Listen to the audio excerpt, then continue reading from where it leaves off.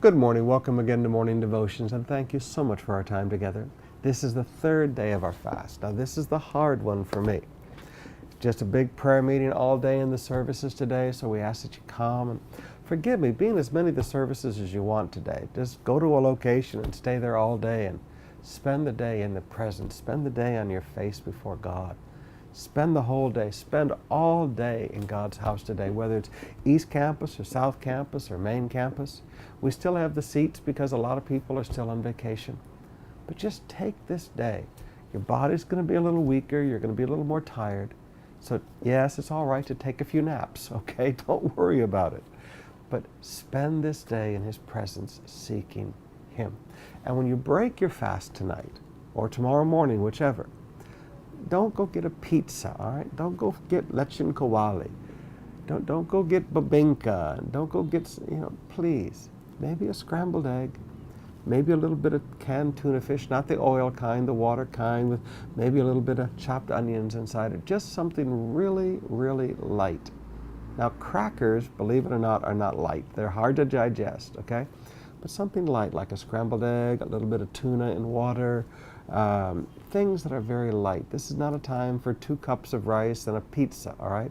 Let your body, your intestines and everything have been on vacation for a few days. So get things started back slowly. Fruit is good. Some apples, some mangoes, that helps get everything moving again. So get back things moving slowly, all right? Now, let me teach you for just a minute for our devotional thought today about telling His story. In Matthew chapter 5, Jesus corrected what people were saying about Him. He says in verse 17, "Do not think I have come to abolish the law of the prophets. I have not come to abolish them, but to fulfill them."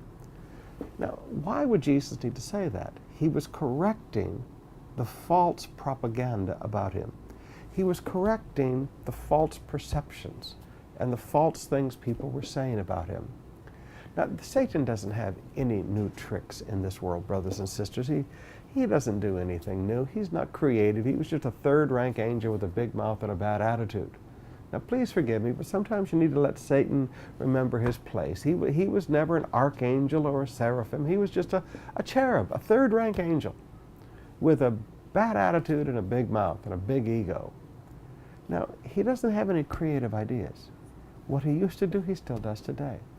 One of the greatest challenges that we face in the church is the world tells His story. Religion tells His story, but they don't tell His story correctly. Now, every Christian has been given the responsibility to tell his story. That's what the Great Commission is all about. To tell the world what Jesus really came to do.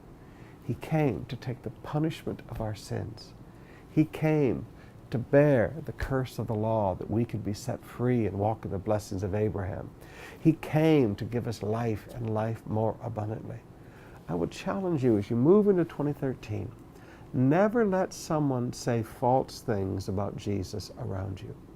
Every time somebody begins to say wrong things, do like Jesus did. No, that's not what Jesus came for. Jesus came because He loved us. Jesus came because He wanted to give us a good life. Jesus came because He wanted to change our lives and forgive our sins. And tell everybody the truth about His story. Now, Jesus had to correct people in His day. You and I need to do the same thing today. We don't need to be mean, we don't need to be nasty, but just very sweetly say, let me tell you what Jesus really came to do. Tell His story.